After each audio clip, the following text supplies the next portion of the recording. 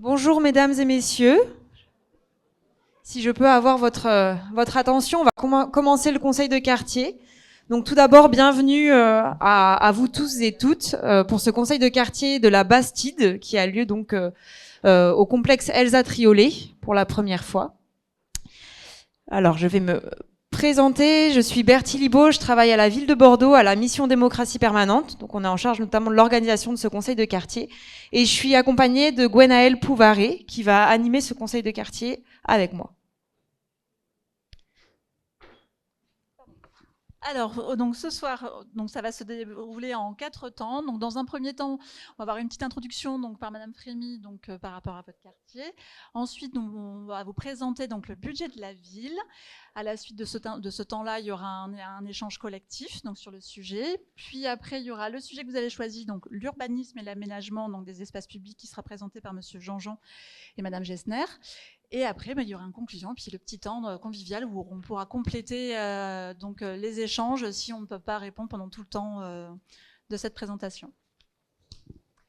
Et pour commencer, déjà, première petite question, on vous sollicite. Est-ce qu'à main levée, vous pouvez, s'il vous plaît, nous préciser donc, qui a déjà participé à un conseil de quartier? Oh, superbe. Et donc, qui participe pour la première fois aujourd'hui? Ok, bon, ben c'est très bien. Ben, merci beaucoup d'être là avec nous. Donc, je vais maintenant vous poser une deuxième question, pareil, à main levée, si vous pouvez nous répondre à main levée. Qui habite le quartier de Brazza, où nous sommes aujourd'hui? D'accord, bienvenue à vous. Qui habite le quartier Niel? Ok, 4, je vois. Qui habite le quartier des Champs ou quai de la Souille? Une petite dizaine. Qui habite dans le quartier historique de la Bastide? Ah, vous êtes toujours les plus nombreux. Le quartier historique de la Bastide, autour de la place Calix Camel, l'ancien quartier, voilà, le bâti ancien. Je ne peux pas vous donner un périmètre exact, mais... Et le quartier de la Benauge. 4, 5, 6, 6. Très bien, bienvenue donc à vous tous. Vous avez des petites fiches d'évaluation qui doivent être sur vos tables. Ça nous permet, nous, de nous améliorer pour les prochains conseils de quartier. Donc, n'hésitez pas à évaluer et puis donc à répondre à ces fiches d'évaluation. Vous avez également des fiches contacts qui vous permettent de poser des questions à la mairie de quartier. S'il y a des choses qui ne sont pas dans les sujets qu'on va aborder aujourd'hui, mais que vous tenez à questionner, n'hésitez pas à les compléter et à les rendre à l'accueil.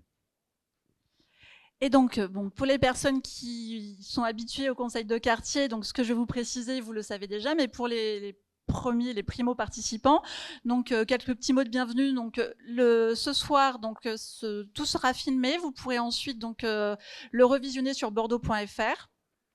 Comme vous pouvez le savoir, donc il y a aussi une animation possible pour les enfants, pour les personnes qui souhaitent, vu l'horaire, participer. Voilà, donc il y a un petit coin qui est organisé pour eux avec une animatrice ou un animateur. Et bien évidemment, donc il y a des inscriptions qui sont faites pour nous permettre de pouvoir mieux vous accueillir et organiser donc l'espace au mieux pour vous. Et comme l'a dit Bertie, vous avez donc ces fiches contacts, hein, donc n'hésitez pas, hein, s'il y a des questions auxquelles on n'a pas pu répondre ce soir, à les remplir et à les déposer ensuite à la sortie. Voilà. Et quelques petites règles aussi tout au long de cette séance. Merci. Donc, bien sûr, on s'écoute, on ne se coupe pas la parole, on lève la main pour les prises de parole, toujours avec un micro pour que tout le monde puisse entendre en fait ce qui se dit. Voilà, nous on va essayer d'alterner sur les questions, donc la prise de parole pour un homme et une femme. Voilà, donc c'est pareil. Au niveau des questions, restez dans les sujets qu'on va vous présenter. Il y aura vraiment ce petit temps après à la fin où vous aurez le temps de poser si vous avez des sujets propres, personnels qui vous concernent directement, vous aurez le temps de pouvoir en discuter à la suite. Et dans vos interventions, d'être plutôt court pour qu'on puisse avoir un maximum de questions et pour répondre à un maximum de choses. Voilà. peut-être rajouter une petite chose aussi. Pour l'animation, on est aussi accompagné de Ismaël et Sid, qui sont des chargés de proximité de la mairie de quartier et qui nous feront passer les micros. Ils sont au fond de la salle, juste là. Voilà, ils lèvent la main. Donc tout à l'heure, c'est eux qui vous passeront les micros. Voilà, donc Madame Frémy, je vous laisse la parole si vous voulez bien. Merci. Je vais me mettre debout quand même. Mais écoutez, je suis assez contente de vous dire bonjour à tous. Bienvenue dans ce nouveau quartier, nouveau lieu de vie de la Bastide qui s'appelle Brazza, enfin qui est sur le quai de Brazza. Et on avait envie avec Ève Demange, qui est suppléante avec moi sur la Bastide, qui est déléguée conseillère municipale, et à mes collègues, Tiffaine qui est là, il y a Didier qui doit être par là, et Claudie, ah j'ai pas vu, et Claudie, tu peux venir nous rejoindre, Claudie Bichet, qui est la première adjointe de la mairie de Bordeaux, parce que je vais excuser quand même le maire qui ne peut pas être parmi nous ce soir, mais on a quand même l'honneur d'avoir Claudie Bichet avec nous, qui est la première adjointe, qui nous présentera le budget de la ville sur un sujet qu'on a mis en place dans l'ordre du jour de ce conseil de quartier. D'abord, c'est un conseil de quartier dont ça correspond à tout le quartier de la Bastide. Et le quartier de la Bastide, c'est un territoire qui s'agrandit énormément. Et il y a beaucoup de nouveaux lieux de vie. Donc ce soir, on va surtout parler du quartier de la Bastide, qui est dans la ville de Bordeaux. Donc c'est très important. Et tout ce qui concernera Brazza, parce que je pense qu'il y en a qui ont beaucoup de questions sur Brazza. Bientôt, le 23 juin, il va y avoir une réunion avec Bordeaux Métropole sur votre quartier, sur les difficultés de votre quartier. Et voilà, vous aurez plus de réponses. Dans la mairie de quartier, je voulais faire un petit bilan pour vous montrer que depuis le dernier conseil de quartier de la Bastide qu'on a fait en décembre, depuis le mois de décembre, on a fait quand même 12 réunions publiques. On a fait des rencontres avec 11 rencontres d'associations, on a 24 rencontres individuelles de personnes et on a fait le conseil de quartier et 11 rencontres avec les commerçants parce que la vie économique du quartier est quand même quelque chose de très très important, surtout avec le changement qu'il va y avoir sur le quartier au niveau de la place, des différentes places qui vont changer, la place Stalingrad, la place Calice Camel, ça c'est un sujet qu'on parlera plus tard avec Didier Jean-Jean. L'allée de Serre, voilà, il y a plein de choses dont on a beaucoup travaillé avec la vie économique du quartier. Donc, je voulais vous parler de suite de toutes les manifestations et les rendez-vous à venir du quartier. Donc, je ne vais pas toutes vous les citer une par une, je pense que vous pouvez les lire, mais il y a énormément d'actions culturelles, de vie associative qui nous amènent à avoir des actions comme demain soir, il va y avoir les Feux de la Saint-Jean à la Benoge. C'est une super fête de quartier. Je pense qu'il faut y aller parce que c'est hyper important. Comme ce matin, j'étais à une réunion avec la présidente de la brocante. Je pense que d'ici le mois d'octobre, à Belvédère, on va avoir une brocante sur la place Belvédère. Et ça, tous les brocanteurs de Bordeaux vont venir. Enfin, il va y avoir une belle manifestation. C'est un lieu de vie qu'il faut qu'il fonctionne et qu'il vive. Donc, ça va d'ici, je pense, cet automne, on devrait les avoir. Voilà. Donc, vous avez à peu près toutes les... je ne vois pas trop. Marie de Cournay, voilà, il va y avoir plein de rendez-vous importants dont le quartier vit. Notamment plusieurs inaugurations également, dont vous avez les noms sur l'écran. Exactement. Merci beaucoup. Donc, avant de passer à notre deuxième partie, justement le budget de la ville, juste une petite précision. Donc, comme c'est un sujet un petit peu complexe, on va vous poser régulièrement des petites questions. Et Madame Bichet, donc, vous précisera donc les données. Donc, tout de suite, on va commencer par la première question. Bienvenue à Madame Bichet.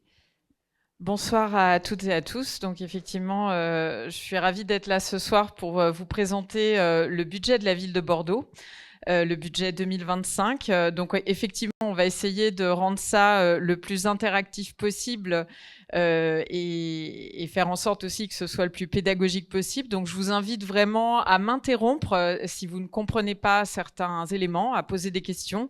Je suis là pour ça. Et l'idée, c'est qu'à la fin, effectivement, vous ayez une compréhension claire. Donc j'espère qu'on va atteindre collectivement cet objectif.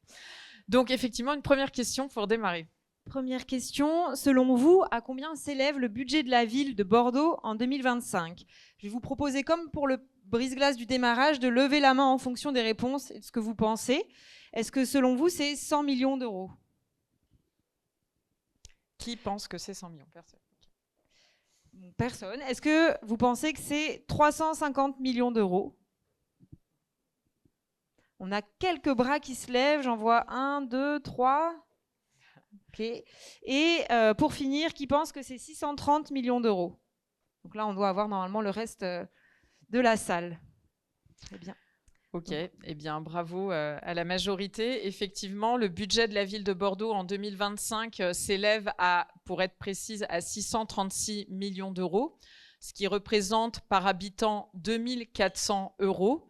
Et donc, on a un budget qui correspond à deux objectifs. D'une part, bien sûr, investir dans les équipements, dans tout ce qui permet au patrimoine de la ville de pouvoir continuer à servir à l'ensemble des usagers, et puis aussi financer l'ensemble des services publics.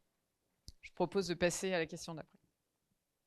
Donc, quelle est la différence entre le budget de fonctionnement et le budget d'investissement ? Donc, on vous laisse quelques minutes si vous voulez discuter par table. Et ensuite, on vous propose, s'il y a des volontaires pour lever la main et pour préciser. Voilà. N'hésitez pas à échanger, à une idée. Allez, c'est une question difficile, hein.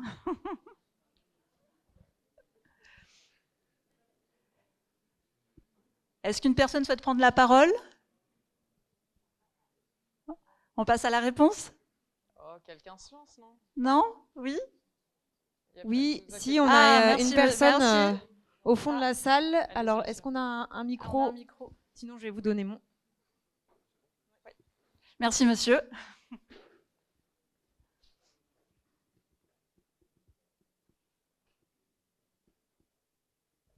Merci, bonsoir. Bon, j'essaye de me lancer sans trop savoir. De ce que je comprends, le budget de fonctionnement va permettre déjà de rémunérer l'ensemble des agents. Voilà, c'est tout ce qui va être relatif aux dépenses générales ou du quotidien. Alors que budget, tout ce qui est investissement, bon, ça va être de nouveaux financements qui vont être octroyés pour tel ou tel projet spécifique. De ce que je sais, c'est qu'il y a un objectif d'équilibre des budgets qui doit être respecté. Merci pour Très cette bien. réponse. On va... Alors, effectivement, je vais préciser, mais une bonne partie de votre réponse est juste.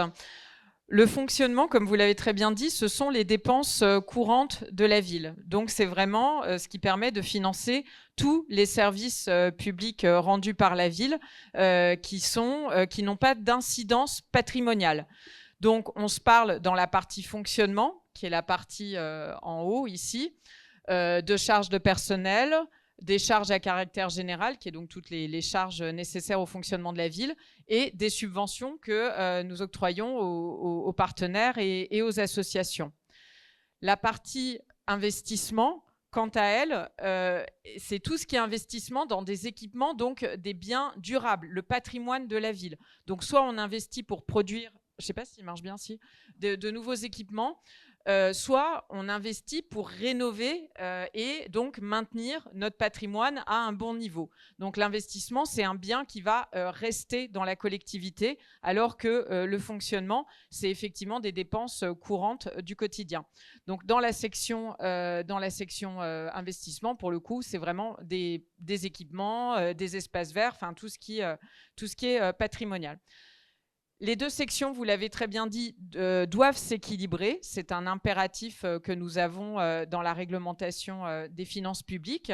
Donc, sur la partie fonctionnement, ce qui vient financer nos dépenses courantes, c'est principalement de la fiscalité.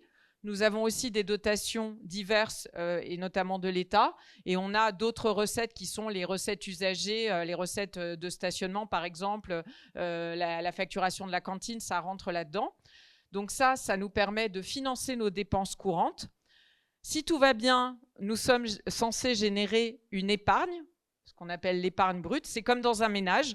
Les rentrées d'argent, moins les dépenses, normalement, on espère avoir un peu d'épargne. Et cette épargne nous permet de pouvoir financer, par exemple, un appartement. Et donc, c'est investi dans la partie patrimoniale.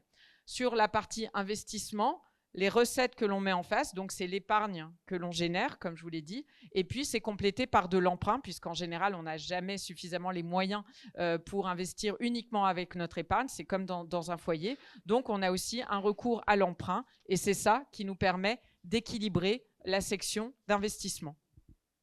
Est-ce que c'est clair? N'hésitez pas. Merci. Quel est le ratio entre l'investissement et le fonctionnement? Alors, notre budget, c'était les chiffres d'avant. On peut revenir la slide, c'était présenté. On a 440 millions d'euros de fonctionnement pour environ 200 millions d'euros d'investissement. C'est ça la proportion. Voilà. Est-ce que c'est clair, cette notion d'équilibre, de fonctionnement, d'investissement? Bon. Par rapport à la dette, puisque donc, sur cette diapositive, vous mentionnez 196 millions pour l'investissement et le remboursement de la dette. Alors, tous les ans, pour financer notre programme d'équipement annuel, en moyenne, on a la moitié qui vient de l'épargne et l'autre moitié qui vient de l'endettement. Donc, c'est ça, en gros, ce qui en moyenne nous permet d'investir, c'est à moitié de l'épargne, à moitié de la dette. C'est ça nos ratios. On va poursuivre avec une Oui. troisième question et après on va avoir un temps d'échange. Donc gardez bien vos questions et on va les poser dans un second temps. Alors là, je pense que la réponse a été donnée d'abord par monsieur, ensuite par madame Bichet. Alors, il y a une notion... Voilà, donc c'était est-ce que le budget municipal peut-il être voté en déséquilibre? Je pense que la réponse a été donnée. Je veux quand même apporter une précision. Effectivement, comme je l'ai dit, on a un principe d'équilibre des sections, c'est-à-dire que les recettes de fonctionnement doivent être égales aux dépenses de fonctionnement. Pareil sur l'investissement. Néanmoins, vous l'avez compris, une collectivité, une commune a le droit de s'endetter pour financer son investissement. Et donc, si jamais elle venait à trop s'endetter, elle peut se trouver en situation de déficit. Si on s'endette trop et qu'on n'a pas la capacité de rembourser, c'est ce qui peut arriver. Néanmoins, on a un certain nombre de garde-fous par rapport à ça. On a des ratios qui sont monitorés chaque année et qui sont suivis, qui sont suivis par la préfecture et ainsi de suite. Et quand une collectivité atteint des niveaux d'endettement qui sont dits à risque, on peut être sous le contrôle de la Chambre régionale des comptes. Donc, il y a vraiment un contrôle qui est quand même très strict. Et le principal ratio qui permet de suivre ça, c'est la capacité de désendettement. La capacité de désendettement, c'est le nombre d'années qu'il faut à la collectivité pour se désendetter en y consacrant la totalité de son épargne. Quand on atteint 12 ans, c'est là où on commence à être sous contrôle. Aujourd'hui, pour vous donner une indication, la ville de Bordeaux, on est à 6 ans. 6 ans, c'est un ratio qui est qualifié de totalement satisfaisant. On est dans la zone verte, il n'y a vraiment aucun souci. C'est-à-dire qu'aujourd'hui, la ville de Bordeaux, certes, a de l'endettement pour financer ses investissements, mais est dans une zone où on considère qu'elle a tout à fait les moyens de son niveau d'endettement. Voilà. C'est une précision qui, je pense, est importante. Alors, maintenant, on va zoomer sur les recettes. Donc, on est c'est la globalité des recettes. Donc, toutes les recettes qui rentrent dans la collectivité. La plus grosse partie de nos recettes, à 55%, c'est la fiscalité. Le gros de la fiscalité, c'est la taxe foncière, puisque maintenant la taxe d'habitation a disparu. Et ce sont également les droits de mutation. On a, à chaque fois qu'il y a une transaction immobilière qui est faite, une partie des frais qui est appelée communément frais de notaire, en fait, il y a une partie de frais qui revient à des collectivités telles que le département et les communes. Le département prend la plus grosse partie, les communes en prennent une petite partie. Aujourd'hui, c'est une recette sur laquelle nous sommes affectés négativement puisque, comme vous devez le savoir, le marché de l'immobilier est plutôt en baisse, en stagnation, voire baisse. L'autre principale recette, on en a parlé, donc c'est l'emprunt sur la partie investissement. Et ensuite, sans forcément tout détailler, juste que vous ayez en tête que les recettes usagées, donc qui sont des services, la partie des services que payent les usagers, ne représente que 8% de nos recettes totales. Donc c'est finalement une très faible proportion. Et en fait, ce qu'il faut que vous ayez en tête, c'est que la plupart des services publics qui sont facturés aux usagers, la partie facturée à l'usager est au final une toute petite partie de ce que coûte réellement le service public. Si je donne l'exemple de la pause méridienne du midi pour les enfants, qui inclut à la fois le prix du repas et le fait que les enfants sont gardés par des ATSEM qui sont financés par la ville de Bordeaux, du personnel de la ville, le prix qui est en moyenne répercuté aux familles, c'est 30% de ce que ça coûte réellement à la collectivité. Donc 70% du coût est supporté par la ville de Bordeaux. Voilà, c'est pour vous donner une illustration et pour vous expliquer pourquoi finalement ce pourcentage des recettes usagées est finalement relativement faible. Alors, on a vu un peu les recettes. Je suis passée assez vite. Il y avait aussi les recettes d'État qui, vous l'avez peut-être vu, sont rikiki et n'arrêtent pas de baisser. J'arrive maintenant aux dépenses. Donc là, vous avez en euros par habitant, donc je vous l'ai dit tout à l'heure, c'est 2400 euros par habitant pour le budget 2025. Voilà comment ces 2400 euros par habitant se répartissent par grand service public.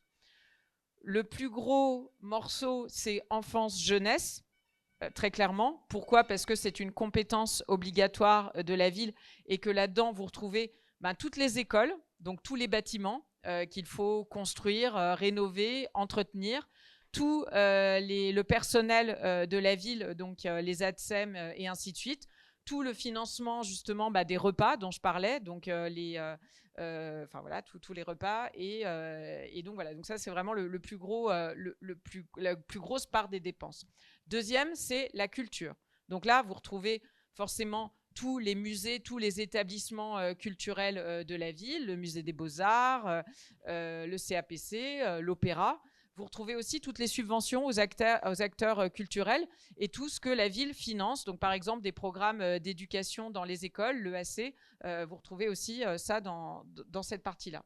Le budget petite enfance, donc là, c'est tout ce qui est crèche, équipement en crèche et place en crèche. Tout ce qui est transition écologique, donc là, on a tout ce qui permet de financer l'amélioration de notre patrimoine qui va nous permettre de faire des économies d'énergie. Donc, quand on va raccorder des patrimoines au réseau de chaleur, quand on va déployer du photovoltaïque pour utiliser l'énergie solaire et tout ce qui est rénovation énergétique des bâtiments. Bon, le sport, je vais passer assez vite, vous avez compris l'idée. Voilà. Alors, il y a peut-être des sujets où vous dites, finalement, c'est vraiment petit ce que la ville investit, c'est bizarre. Alors, je vais prendre l'exemple du développement économique. Pourquoi c'est petit, finalement, la part supportée par la ville de Bordeaux ? Parce qu'en réalité, les collectivités n'ont pas toutes les mêmes champs d'intervention. Chaque collectivité, échelon de collectivité, a des champs qui lui sont spécifiques pour éviter qu'on se marche toutes sur les pieds, que du coup, ça en soit totalement pas productif. On a des zones dédiées. Le champ du développement économique, c'est principalement la région qui a la capacité d'agir, d'aider les entreprises, et la métropole. Et sachant qu'elles, sur leur champ d'intervention, c'est pas les mêmes, pour qu'elles se marchent pas sur les pieds, justement. Donc c'est la raison pour laquelle, sur la partie développement économique, finalement, la ville peut intervenir, subventionne par exemple des associations de commerçants, certaines initiatives d'animation de commerçants dans les quartiers, mais n'a pas un si grand rôle à jouer, elle n'a pas la capacité d'intervenir sur ce domaine. Pareil sur la partie sociale, je ne sais pas où elle est, c'est principalement une prérogative du département. Donc d'où finalement un champ d'intervention de la ville qui existe, qui est là, mais qui est plus limité. Si vous preniez le budget du département, vous aurez social en très très gros. Voilà. Alors, on poursuit. Enfin, vous m'interrompez hein, s'il y a des questions, bien sûr. Alors du coup, par rapport à ces éléments, est-ce que vous avez une idée de combien la ville a investi depuis le début de mandat, donc à main levée? Est-ce que vous pouvez estimer donc l'investissement à 100 millions d'euros? Est-ce qu'il y a des personnes qui pensent... Non. 350 000 euros? Millions d'euros, pardon. Oui, oui, quelques personnes, d'accord. Et donc là, pour la dernière proposition, 630 millions d'euros? Un peu plus, c'est des personnes donc, qui ne se prononcent pas. D'accord, merci. Il y a de moins en moins de mains qui se lèvent, alors j'espère que tout le monde n'est pas en train de s'endormir. Donc effectivement, depuis le début du mandat, donc depuis début 2020, depuis 2020, pardon, pas début 2020, depuis 2020, juillet, pour être précise, juin, oui, nous avons investi 630 millions d'euros, la ville de Bordeaux, pour 3 grands impératifs. Le premier, c'est adapter notre ville aux enjeux notamment climatiques et environnementaux. On a de nombreux sujets en la matière. Comment faire en sorte que notre ville soit encore vivable en 2050 avec des températures qui vont augmenter. Comment faire en sorte que nous soyons résilients sur le plan de l'énergie. On a connu le choc énergétique suite à la guerre en Ukraine. Comment fait-on pour ne plus être soumis à ces aléas forts? C'est une partie de nos investissements est dédiée à ça. La deuxième partie, qui est au centre, c'est le fait que la ville de Bordeaux est en très forte croissance démographique. La Gironde, c'est le premier département de France en croissance démographique de France. Donc, on est vraiment un territoire très attractif où on a beaucoup de flux démographiques entrants.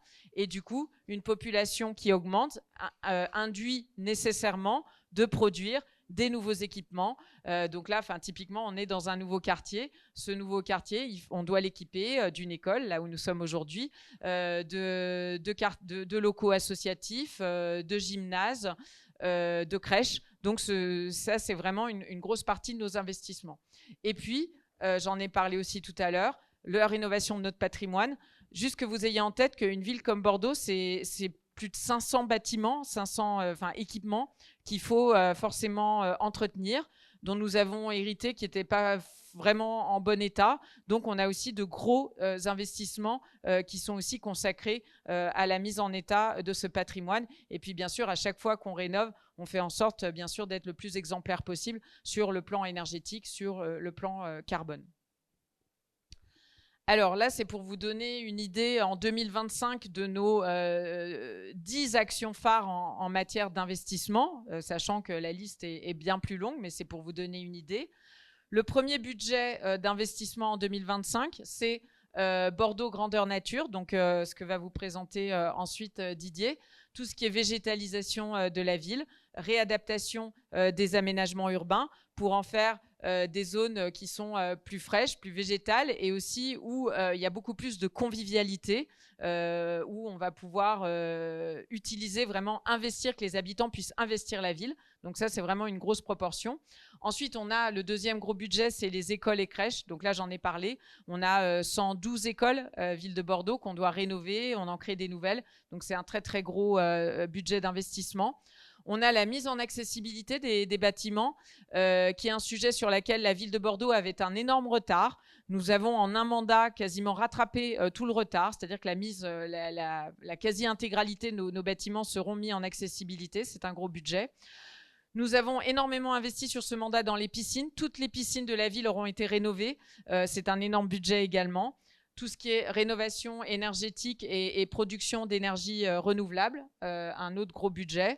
Tout ce qui est culturel, donc là, le musée des arts et du design, la bibliothèque Bacalan comme exemple, le centre social des Aubiers, l'hôtel de ville qui est aussi rénové et des gymnases, dont le gymnase et salle d'escrime à Brazza que vous devez peut-être connaître. Alors, ce qu'il faut avoir en tête, c'est quand même important de le dire, c'est que tout ça, tout ce que nous faisons depuis 2020, ça s'inscrit dans un contexte financier qui a été globalement très compliqué, très chaotique, car nous avons connu des chocs budgétaires sans précédent. En tout cas, sur aussi peu de temps, avoir autant de chocs, de mémoire d'élus qui ont beaucoup plus d'expérience que moi, c'est du jamais vu. On a eu le choc Covid en début de mandat qui nous a lourdement impacté, 20 millions d'euros. La crise énergétique et inflationniste qui nous a très lourdement impacté parce que le budget énergie d'une ville comme celle de Bordeaux est énorme, 30 millions d'euros. On a depuis toujours la crise inflationniste, la crise immobilière aussi qui nous impacte, 12 millions d'euros en 2024. Et puis maintenant, on a les différentes mesures d'État qui essayent de résorber une partie de son déficit sur le dos des collectivités qui vient aussi lourdement nous impacter. Donc c'est dans ce contexte qu'on a réussi à construire ce budget, à faire en sorte qu'il reste équilibré et à continuer d'investir. Mais je pense que c'est quand même important de souligner qu'on a dû faire face à ça. Et c'est ce qui explique qu'en 2023, nous avons dû faire le choix contraint d'augmenter la taxe foncière, d'augmenter le taux de la taxe foncière, puisque c'est le seul pouvoir fiscal que nous avons, de 4,5%, parce que face à ces chocs, effectivement, on était dans une situation qui devenait extrêmement compliquée. Et donc, on risquait d'être pénalisé dans la poursuite des services publics qui nous paraissent essentiels et dans la nécessité d'investir pour les habitants de la ville de Bordeaux. Et à noter que par rapport, la hausse de taxe foncière qu'on a décidée sur le cumulé de tout ce que je vous ai dit, là, c'est environ 70 millions d'euros, ça nous a rapporté 10 millions d'euros. Donc, c'est pour vous dire quand même la mesure de la décision qui a été prise. Donc le reste, on l'a absorbé vraiment aussi en mettant en place des mesures d'économie fortes. Et donc voilà. Je le dis parce qu'on a déjà eu la question. Ouais. Alors, maintenant, je vais vous parler de là où on a vraiment eu des objectifs d'investissement élevés sur certains services publics qui nous semblent absolument essentiels. Nous avons des politiques publiques qui nous semblent vraiment prioritaires et on a notamment sur la partie enfance jeunes augmenté depuis 2020 de 20% nos moyens d'action. Donc derrière ça, et on va y revenir après, on a tout ce qui est restauration scolaire, comment on améliore la qualité des repas. On a les places en périscolaire qui ont été aussi très largement augmentées. Alors je sais, on nous dit toujours que c'est jamais assez, mais vous allez voir les chiffres après. En tout cas, d'un point de vue budgétaire, c'est plus 20%, ce poste-là. Ensuite, la petite enfance, pareil, les places en crèche, on nous dit c'est jamais assez. On a depuis 2020 augmenté de 24% ce budget. Sur la partie sociale, on a doublé depuis le début du mandat notre budget du centre d'action sociale. Parce que les moyens n'étaient clairement pas à la hauteur et que ces dernières années, nous avons clairement une hausse de la pauvreté dans notre pays. Le budget tranquillité publique, cohésion sociale, notamment là-dedans, on a aussi les centres sociaux, c'est plus 47%, pour vous donner une idée. Il y a la sécurité aussi là-dedans. La promotion de l'égalité, la lutte contre les discriminations, c'est une hausse de plus 60%. Donc là, bon, autant vous dire que le budget était totalement inadapté quand on est arrivé. Et le programme d'investissement de 100 millions d'euros, 110 millions d'euros d'ailleurs plutôt en moyenne par an, j'en ai déjà largement parlé, donc on ne va pas y revenir. Alors, quelques exemples qui viennent illustrer concrètement ces plus X%. Quand je vous dis plus 20% sur l'enfance, la jeunesse, concrètement, ça veut dire quoi? Le bio à la cantine, quand on est arrivé en 2020, c'était 34% de la nourriture fournie. Aujourd'hui, on est à 66%. Les places en centre de loisirs, en périscolaire, on était à 5200, 6500, plus 1300 places qui ont été créées depuis le début du mandat. C'est colossal. On sait, c'est jamais assez, mais c'est quand même ce qu'on a réussi à faire. Rue aux enfants, faire en sorte que l'accessibilité aux écoles soit la plus sécurisée et agréable possible en limitant le trafic des véhicules. Donc là, on a 66 écoles aujourd'hui, on n'en avait que 4 en 2020. Les arceaux vélos, là aussi, il n'y en a jamais assez. On a quasiment doublé depuis le début du mandat. La végétalisation, alors je sais, Didier n'aime pas qu'on parle en nombre d'arbres plantés, mais ça donne quand même une idée. Et après, bien sûr, c'est ce qu'on en fait de ces arbres et comment on aménage, bien sûr, l'espace public. On était à 1600 par an, on est maintenant à 10 000 arbres par an. Les zones piétonnes, on a augmenté de 40% les zones piétonnes dans le centre de Bordeaux. Les interventions de la police municipale, on est à plus 60% d'interventions. Les caméras de surveillance, plus 40%. Les équipements accessibles, j'en ai parlé, on en a 158 aujourd'hui, on était à 34. L'autonomie énergétique, j'en ai parlé aussi, quelque chose de très important. Nous sommes à 30% d'autonomie énergétique aujourd'hui, on était à moins de 3% en 2020. L'autonomie énergétique, c'est le pourcentage de la consommation d'énergie que nous produisons localement. Donc aujourd'hui, 30% de notre énergie est produite localement.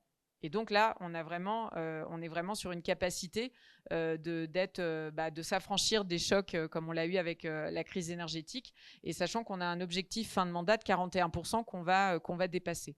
Donc on a vraiment, aujourd'hui, voilà, la ville de Bordeaux va être de plus en plus autonome énergétiquement et à l'abri des chocs comme on a pu le connaître très récemment. Une petite question peut-être avant dans la salle, apparemment, une demande de précision.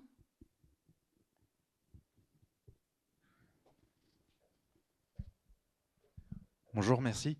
Sur les arbres plantés, ça correspond à quoi? Ça correspond aux seuls arbres plantés par la commune, ou ça correspond aussi aux arbres plantés, par exemple, par les ASL dans les quartiers? Il n'y a pas les... Non. 1, 2, non, il n'y a pas les ASL. Oui, c'est ça, oui, parce que... Tu nous dis les ASL? Les ASL, ce sont les associations en fait, syndicales libres qui gèrent plusieurs immeubles et qui, sur Brazza, ont la particularité d'être propriétaires d'un certain nombre d'espaces verts qui sont aujourd'hui publics, ce qui pose un certain nombre de difficultés parce que tout le monde peut y accéder, mais en réalité, ce sont des ASL, donc des personnes privées qui les financent, contrairement à, par exemple, la place de la Bourse. Vous avez place de la Bourse, personne ne paye, sinon la collectivité. Et si vous allez à Brazza, sur quai 54, quai 56, en réalité, c'est l'ASL qui paye, donc l'ensemble des copropriétaires, et non pas la mairie. Et donc, on est assujetti à un certain nombre de plantations qui, parfois, sont comptabilisées par la mairie dans le nombre d'arbres plantés. Merci à vous pour cette précision. Je vais, avant que vous poursuiviez, Madame Bichet, peut-être donner la parole à Madame Frémy pour nous présenter quelques projets qui ont été réalisés dans le quartier et donner quelques exemples pour illustrer votre propos. Donc, oui, les projets réalisés dans le quartier, bien sûr, c'est le groupe scolaire Elsa Triolet qui a été créé avec la crèche et ce lieu de centre d'animation qui d'un montant de 29 millions d'euros. Voilà, c'est 1700 mètres carrés, 1741, dont un groupe scolaire qui est de 18 classes, élémentaires et maternelles, une structure d'animation, une crèche de 60 berceaux qui va bientôt ouvrir normalement d'ici juin-juillet. On devrait commencer, la crèche devrait fonctionner. La courbitionnaire, jardin pédagogique et une toiture végétale et solarisée. Voilà. Après, il y a le projet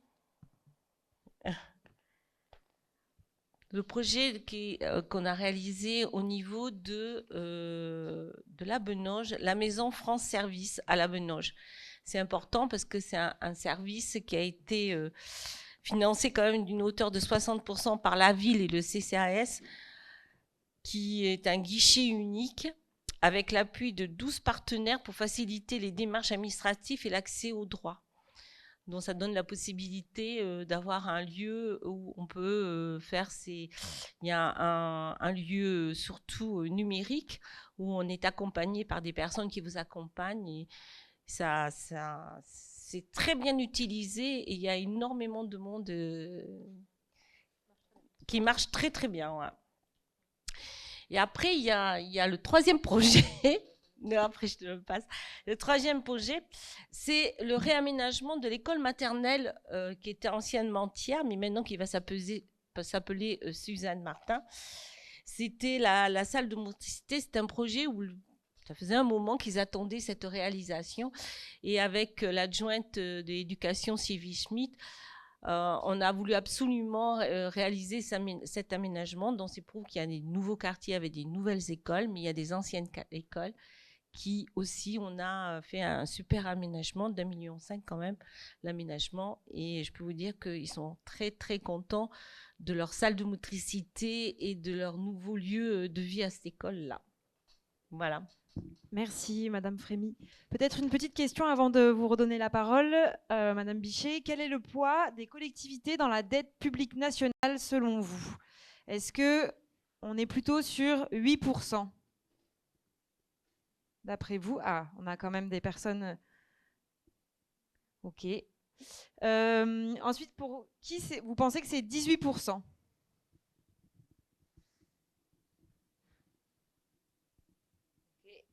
Et pour finir, 28%. Ok. Donc, on va passer à la réponse. Donc, la réponse, c'est 8%.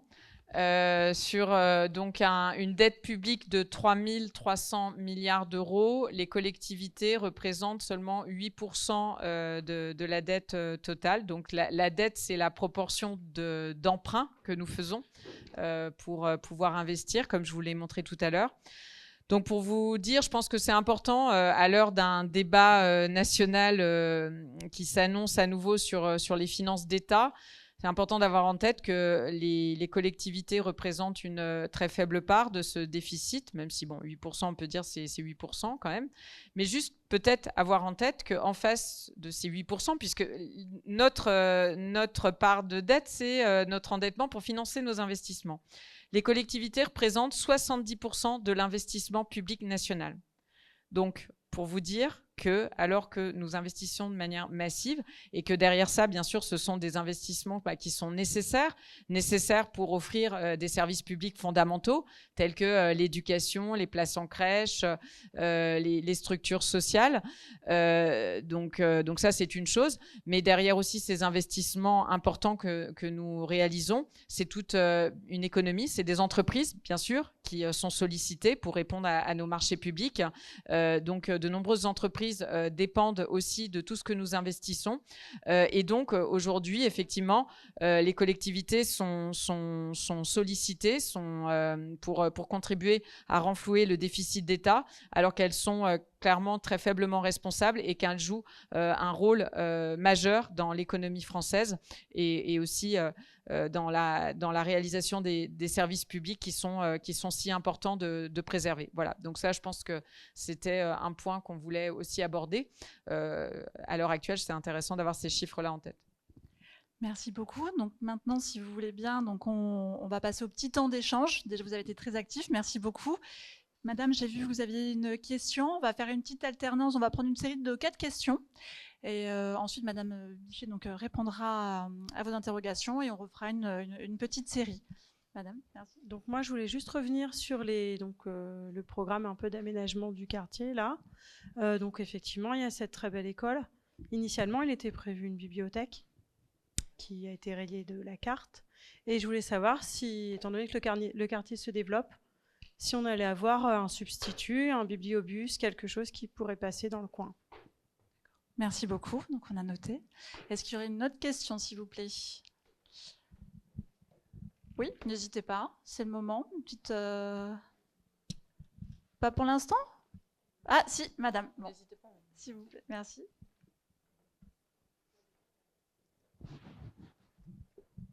Bonsoir. Moi, je voudrais savoir, pour le forfait stationnement, savoir ce que cela rapportait et quel était le coût avec les voitures qui passent par rapport aux agents qui avant passaient dans le quartier, savoir ce que cela rapportait et quel était le coût de fonctionnement.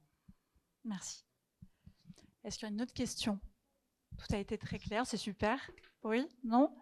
Bon, Madame Bichet, si vous voulez bien. Ah, si? Ah, Madame. Est-ce que tout le monde a entendu? Non, alors sur l'autonomie énergétique, comment on fait?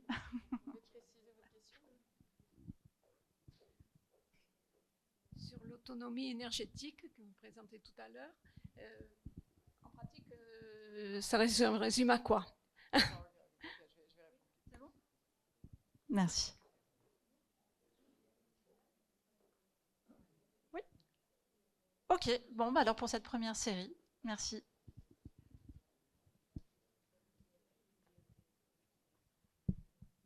Madame Bichet, si je vous laisse. Alors, il marche ou non? Ah oui, je sais pas, j'ai l'impression. Ouais. Alors, effectivement, aujourd'hui, il n'y a pas de projet de bibliothèque prévu dans le quartier, pas que je sache, et Françoise me le confirme. Donc, effectivement, on veille bien sûr à un maillage territorial des équipements collectifs, que ce soit des équipements de la ville ou des copropriétés. Et donc, c'est aussi un gros effort que nous faisons, nous raccorder à chaque fois que c'est possible à des réseaux de chaleur. Et depuis le début du mandat, on a multiplié par 15 le recours à ces énergies provenant des réseaux de chaleur urbains, donc ce qui explique aussi notre progression sur l'autonomie énergétique. Je vais m'arrêter là parce qu'il y a d'autres facteurs, mais en tout cas, si on veut simplifier, c'est comme ça qu'on arrive à améliorer notre autonomie. Merci. Est-ce qu'il y a d'autres questions? D'autres séries? N'hésitez pas. Oui, s'il vous plaît.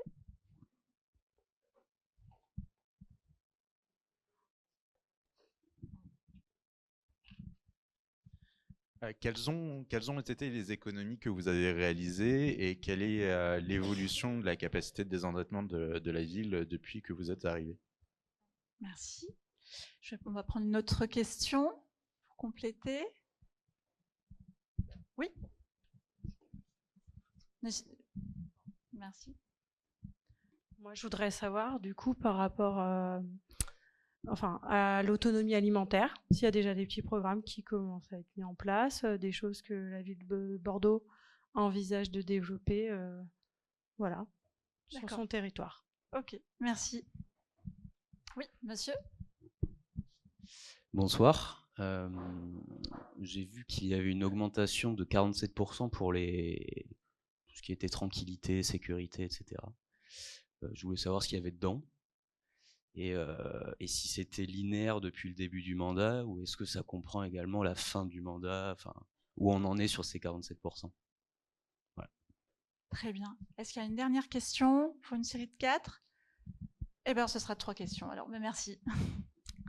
Est-ce que vous avez besoin qu'on refait le point? Non, c'est bon, j'ai noté. Alors, sur la partie économie, donc oui, je vous en ai parlé tout à l'heure, les différents chocs que l'on a subis nous ont clairement obligés à faire des économies, d'autant que, vous l'avez vu par ailleurs, on a considérablement augmenté certains budgets. Donc, pour équilibrer tout ça, comme on a une obligation d'équilibrer à la fin, on a dû faire des économies. On a fait, grâce à cette progression de l'autonomie énergétique, on a fait d'énormes économies d'énergie depuis le début du mandat. Donc ça a été un levier important et d'autant plus dans le contexte qu'on a traversé. On a aussi fait des économies sur certaines organisations. Il y a des choses dont on a hérité clairement qui n'étaient pas forcément faites de la manière la plus judicieuse ou performante possible. Par exemple, je prends les exemples des équipements culturels.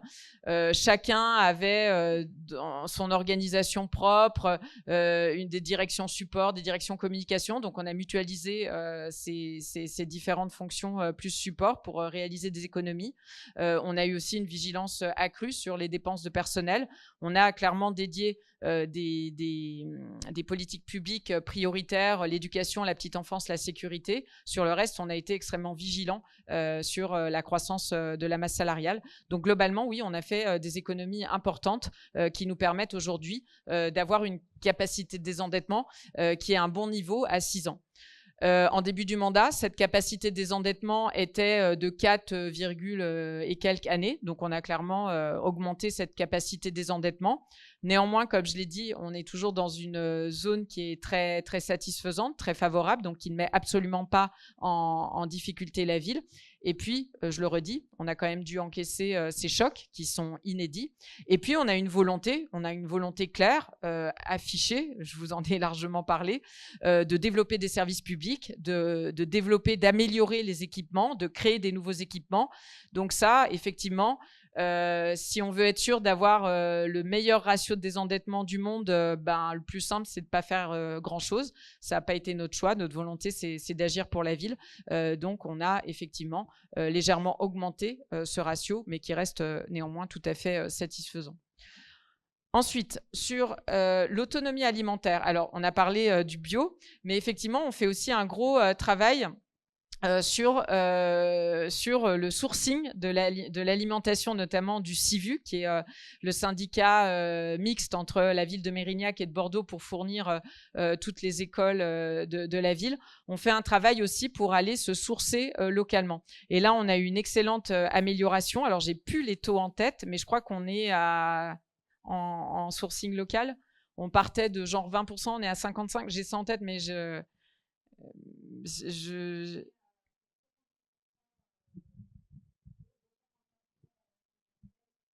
à 75. C'est la moitié, voilà. Donc, j'avais bien les 55 en tête qui étaient bons. 55% est maintenant sourcé localement. J'ai en tête qu'on partait de 20%, quelque chose comme ça. Effectivement, la partie bio est à 75% sourcée en Nouvelle-Aquitaine.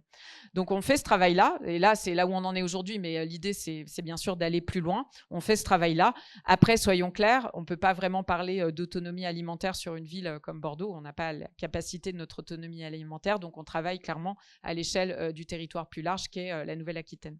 Et pareil d'ailleurs sur l'énergie. Hein, on n'a pas une capacité d'autonomie propre. On doit clairement aussi, et on devra à terme composer avec ce qui nous entoure pour y arriver. Parce qu'on est un puits de consommation. On concentre beaucoup d'habitants. Alors, sur les plus 47%, alors je ne sais pas si on peut revenir à la slide, mais il y a beaucoup de choses dans ces plus 47%. Il y a on y était, ouais, non, juste avant, voilà. Il y a la tranquillité publique, donc effectivement on a tout ce qui est renforcement de la police municipale, on a aussi tout ce qui est renforcement des équipes de médiation qui ont été considérablement renforcées depuis le début du mandat dans la prévention. On a la cohésion sociale, donc je crois qu'on a aussi tout ce qui est centres sociaux là-dedans, où on a eu une très forte augmentation de plus 50%. Et oui, donc police de proximité. Donc on a beaucoup de choses dans ces plus 47%.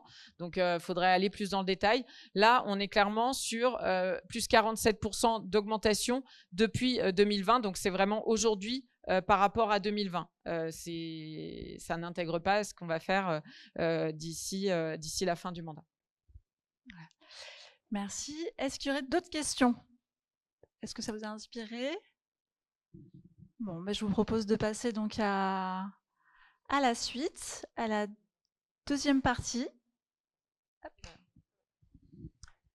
C'est bon? Donc oui, merci Madame Bichet et Madame Frémy pour cette présentation. Merci beaucoup. Merci pour votre attention. J'espère que ça a été éclairant malgré tout, même si c'est un peu compliqué. En tout cas, merci pour votre écoute. Alors, pour ce deuxième sujet, il a été choisi par les habitants. Peut-être vous avez participé aussi au vote en ligne parmi un choix de sujets. Donc, les 3 sujets qui ont été priorisés. Donc, le premier qui va être traité ce soir, c'est l'urbanisme et l'aménagement des espaces publics. Dans un second temps, mobilité et dans un troisième temps, nature en ville. C'est des sujets qui sont étroitement reliés et donc je pense que dans la présentation de Monsieur Jean-Jean juste après, vous allez avoir des réponses un peu à ces 3 sujets. Donc voilà, le sujet, c'est l'aménagement des espaces publics. Je vais donner la parole à Monsieur Jean-Jean, qui est adjoint au maire chargé de la nature en ville et des quartiers apaisés, qui va donc vous présenter cette partie.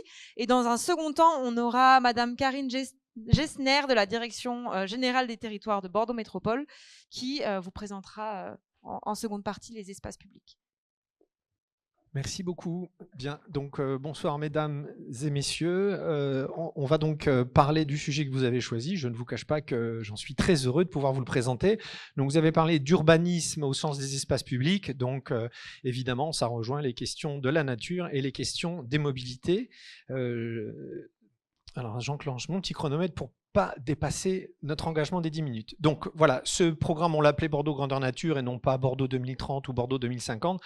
Parce que vous l'avez compris, il est urgent d'agir. Encore cette semaine, je crois, ou la semaine dernière, Sud-Ouest titrait déjà des chaleurs jamais atteintes dans la région. Donc voilà, on est tous conscients du travail qui nous reste à produire. Quand on parle d'urbanisme à Bordeaux et quand on est arrivé, on s'est posé la question si on trouvait ça normal, s'il n'y avait peut-être pas une piste de solution. Si vous pensez que c'est normal, il vaut mieux que vous partiez parce que je ne suis pas sûr que la suite vous intéresse beaucoup.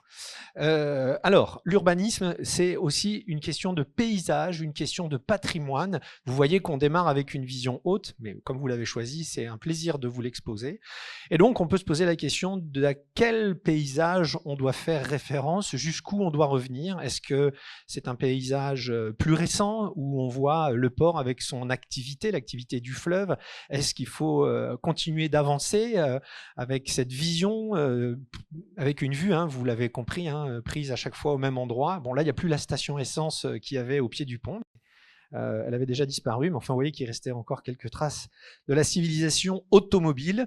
Ou alors une autre partie avec une végétation qui est un peu plus dans notre culture française, très le nôtre, avec un travail formidable de Monsieur Courajou, mais qui reconnaît lui-même que s'il avait dû recommencer, il aurait planté un peu plus d'arbres à cet endroit-là. Mais enfin, c'était déjà un vrai projet qui a validé le fait que la nature et les mobilités douces permettaient de rendre plus actif un quartier, à la fois pour les promeneurs, les touristes, les habitants et l'économie, bien entendu. Sauf que le paysage du 21e siècle, c'est celui-ci. Et ça, c'est pas une image de synthèse, c'est celui que vous avez connu sur la rive droite, où on a eu une inondation l'année dernière comme jamais auparavant, qui est arrivé. Alors, on n'a pas parlé de rupture de digue ou autre, on a juste parlé d'une inondation dans l'état actuel de ce qui nous protège. Donc, l'urbanisme doit répondre à ces nouveaux défis. Donc, vous l'avez vu, la question de l'eau. Donc, on devine à peine le lit de la rivière ici en bleu foncé, et on voit les potentialités d'inondation, donc je ne vais pas vous faire l'affront de vous dire où se situe la rive droite. En bleu clair, c'est avec un réchauffement à plus 1,5 degré. Et je pense que vous avez compris en lisant les médias, quels qu'ils soient, que cet objectif a malheureusement déjà été dépassé. Et que donc nous devrons nous adapter avec un réchauffement au-delà des 1,5 degré, et vous avez en rouge ce que ça pourrait donner avec un réchauffement à 3 degrés. Bon, évidemment, la question du climat, avec les îlots de chaleur, je pense que c'est une notion répandue. Si vous voulez que j'y revienne, j'y reviendrai après. La question du vivant, on parle de biodiversité. Alors, comment on peut rendre nos rues moins sèches, moins métalliques? Et de la même occasion, le retour d'une activité, la réappropriation de l'espace public, parce que souvent, quand on met un jardin partagé, quand on met un composteur, eh bien, on sort de chez soi et on se retrouve ensemble. La question du patrimoine, évidemment, il faut la conserver, la mettre en valeur. Et enfin, un dernier enjeu, nos gaz à émissions d'effet de serre. Ce que je vous présente, c'est un engagement de la France, donc avec un gouvernement qui n'est pas du tout écolo, mais vous voyez que les engagements doivent nous mener à ce résultat d'ici à 2050, et on sait que les gaz à effet de serre sont très majoritairement émis par les transports automobiles. Donc, nouveau défi, nouvelle approche. Évidemment, il a d'abord fallu organiser l'espace public. Et c'est exactement le sujet que vous avez donné aujourd'hui. L'espace public, en fait, on l'a divisé en deux. La partie privée, c'est Stéphane Pfeiffer qui s'occupe de la gestion de ce domaine-là. Et la partie publique, c'est donc Ève Demange, Patrick Papadato, Francis Fétou et moi-même qui travaillons sur la question de l'espace public. Une fois qu'on l'a organisé, la gouvernance, il faut créer de l'espace public. Nos villes, vous l'avez vu dans les premières diapos, sont construites depuis les années 60-70 autour de la voiture. C'est pas une critique, c'est ainsi, c'est comme ça, c'est partout. Un peu à part dans les pays scandinaves qui se sont réveillés dans les années 70, eux. Mais si vous regardez les journaux télévisés des années 70 dans les pays scandinaves, vous retrouverez les mêmes critiques que celles qu'on trouve aujourd'hui en France. Donc, il ne faut pas croire qu'il y avait une génétique particulière pour les Danois. En fait, ils ont eu les mêmes problèmes que nous, sauf qu'ils se les sont posés bien avant nous. Donc, il faut faire de la place dans cet espace public. Alors, il faut diversifier parce que ce n'est pas le tout d'enlever, il faut donner des alternatives. Donc là, vous en avez une. Évidemment, il faut sécuriser, il faut rendre confortables les aménagements et il faut aussi utiliser la législation. Et d'ailleurs, parmi les différents points que vous avez ici, il y en a un qui met en difficulté notre quartier ici, à Brazza.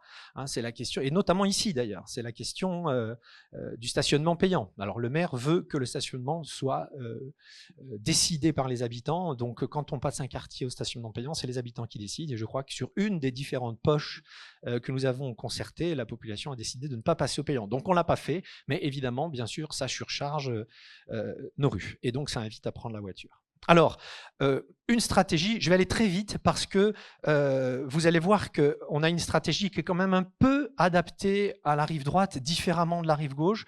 Donc, je vais passer très vite sur la globalité de la ville et ensuite, on va aller plus simplement, plus précisément sur la rive droite. Donc, l'idée, c'est de partir de notre quotidien. L'école.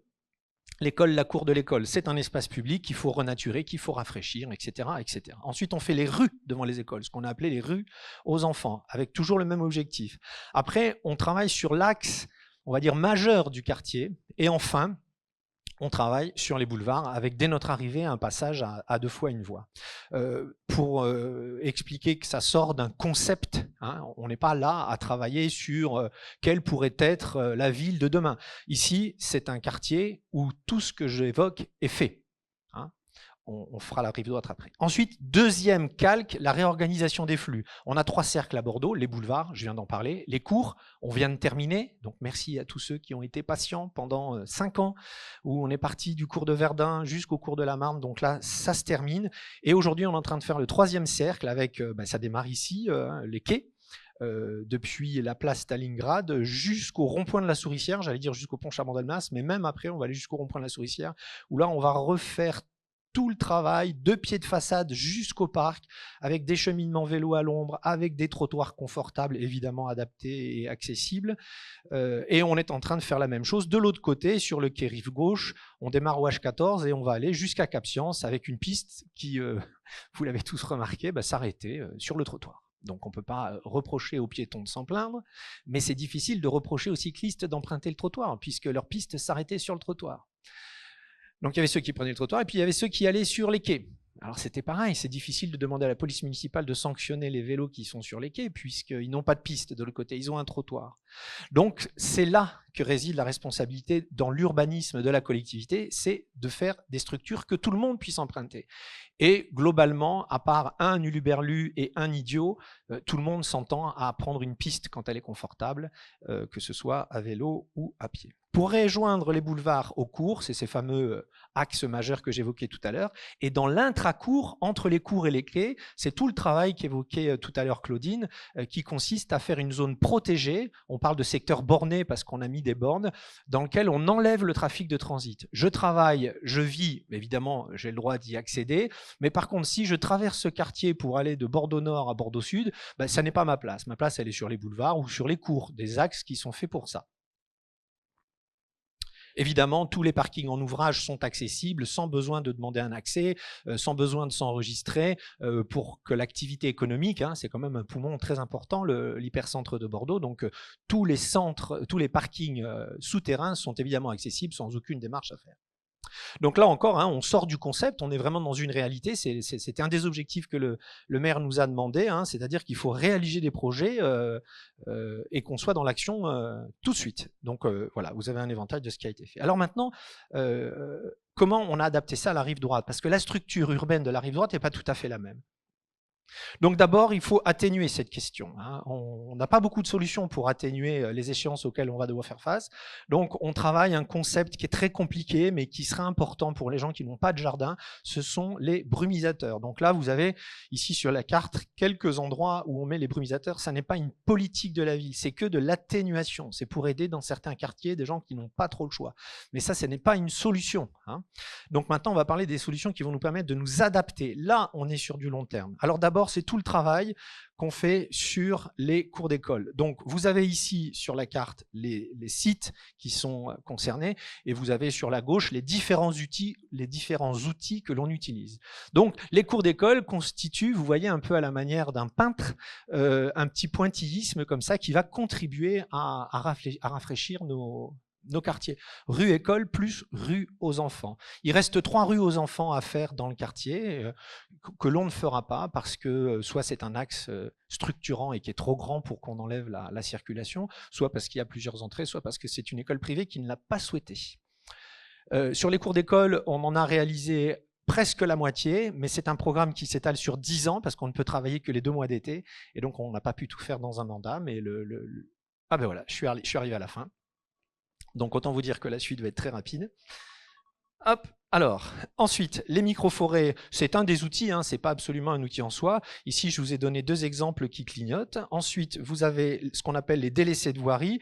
Il y a quelques parkings qui sont en haut de l'avenue Thiers et il y a un carrefour qui est devant la Reine Margot. Voilà, c'était délaissés de trottoir qu'on n'utilisait pas avant. Ensuite, il y a tout l'espace public. Alors, l'espace public, il y a la place Stalingrad, hein, événement majeur.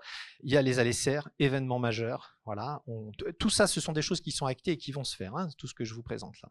Ensuite, il y a tout le travail qui a été fait avec la ZAC Bastiniel, je n'y reviens pas, je développerai si vous le souhaitez. Les contre-allées de Kéris, les quais rive droite, je viens d'en parler.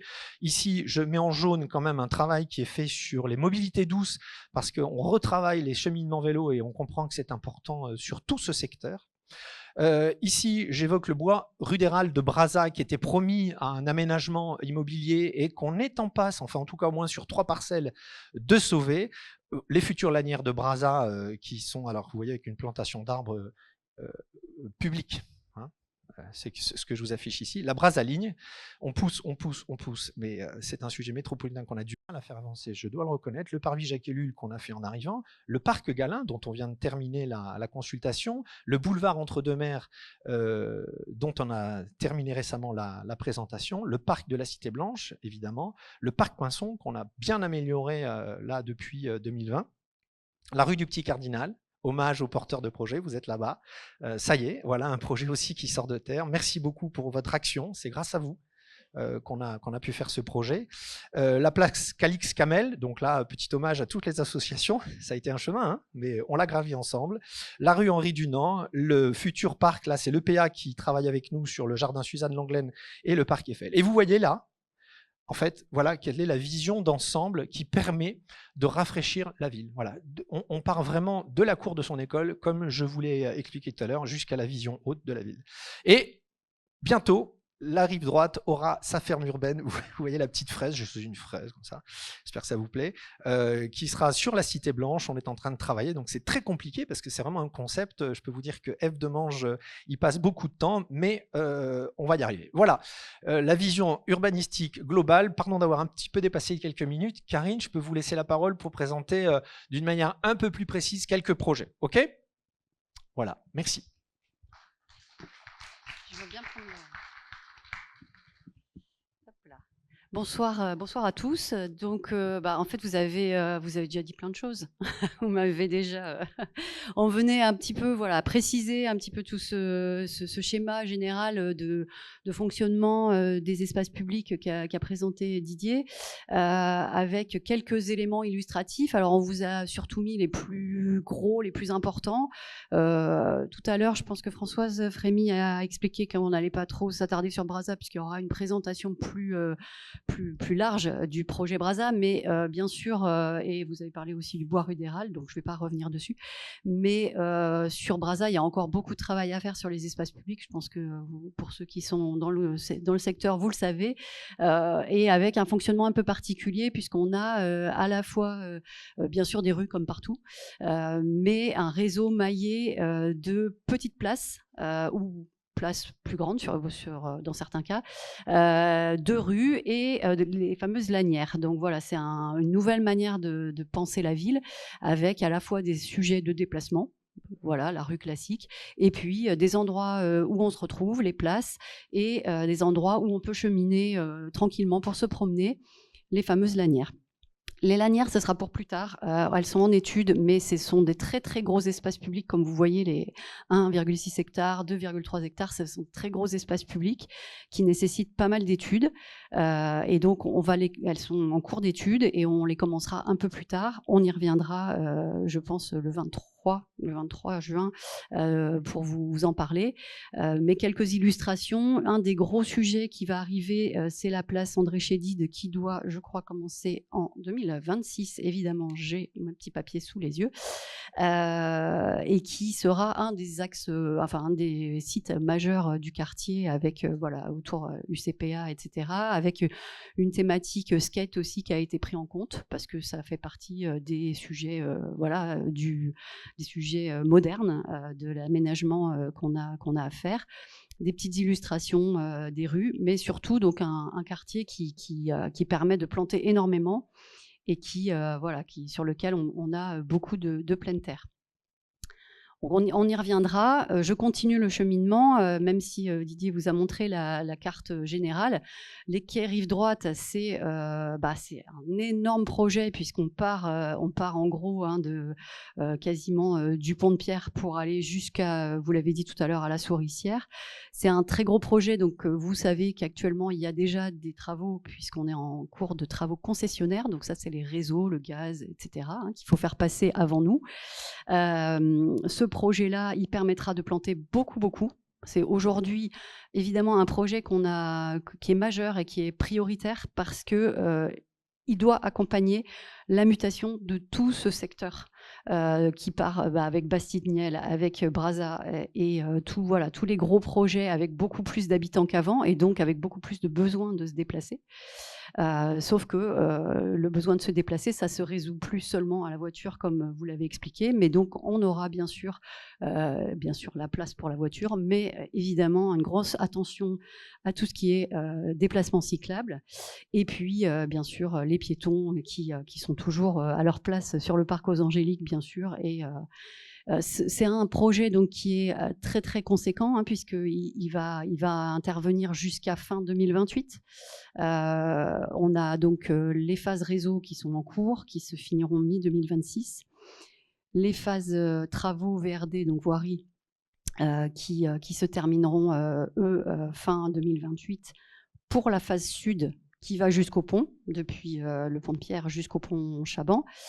Et pour la phase nord, qui va donc du pont Chaban jusqu'à la Souricière. La seule chose qu'on n'a pas encore programmée, c'est justement la partie qu'on appelle donc tête de pont. Donc c'est cette partie ici, parce qu'on n'a pas encore tous les fonciers. Donc on ne peut pas intervenir et faire des travaux quand on n'est pas propriétaire du foncier. Donc voilà, c'est quand même donc 600 arbres, un réseau cyclable REV, donc le réseau haute qualité pour les cyclistes, avec donc 2,5 km, c'est conséquent. C'est un de nos projets majeurs pour les années à venir, et on y est déjà. On continue à cheminer. La place Calix-Camel, c'est aussi un de nos gros projets. Alors, c'est pas nouveau, puisqu'elle a déjà fait l'objet d'une préfiguration. Il y a eu déjà des premières... Vous l'avez... les photos de gauche, c'est les premières réalisations qui ont été faites en mode pragmatique, donc c'est-à-dire avec peu de travaux, avec une arrivée légère, mais pour changer les usages. Et donc l'idée, c'est bien de maintenir et de conforter en fait cette place dans son rôle de lien social, mais en l'apaisant, puisque traditionnellement, une place, c'est entouré de 4 rues. Voilà, c'est comme ça dans le paysage urbain depuis des années, et en tout cas du siècle dernier. Et que plus on avance, et plus en fait une place, c'est plus forcément 4 rues, ça peut être 3, ça peut être 2. Bon, le cas de Calix-Camel, c'est bien effectivement d'apaiser en ayant un peu moins de circulation autour, et en accrochant en fait la vie des gens à cette place. Et bien sûr en maintenant tout ce qui s'y fait de très bien, le marché, toutes les activités, les commerces, etc. L'associatif, évidemment. Oui, tout à fait. Nouveau commerce qui s'est déjà installé, et une appropriation déjà importante des premières réalisations. Donc là, on a noté septembre, ça sera peut-être même un tout petit peu plus tôt, mais il faut qu'on fasse une réunion d'information chantier sur celui-là. Les travaux donc définitifs sont prévus pour les mois à venir. On est sur 8 mois de travaux normalement. Là, on a déjà des arbres, donc il n'y aura que 5 arbres de plantés nouvellement, enfin de supplémentaires. Mais quand même, malgré tout, beaucoup plus d'espace planté en dehors des arbres, donc ce qu'on appelle la strate basse, donc voilà les arbustes et petites vivaces, etc. Donc ça, c'est un projet qui arrive très vite, là, dans les mois qui viennent.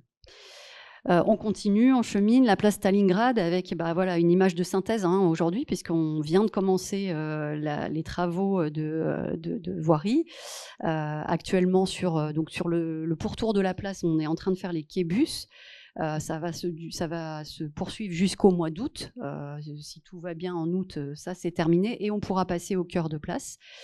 Cœur de place donc avec vraiment un changement très conséquent de la visualisation de cette place et de son rôle en fait à cet endroit-là, qui est quand même évidemment bien sûr le nœud des transports qui permet d'irriguer la rive droite, mais qui doit quand même pour autant être vraiment un endroit de vie et pas seulement de passage.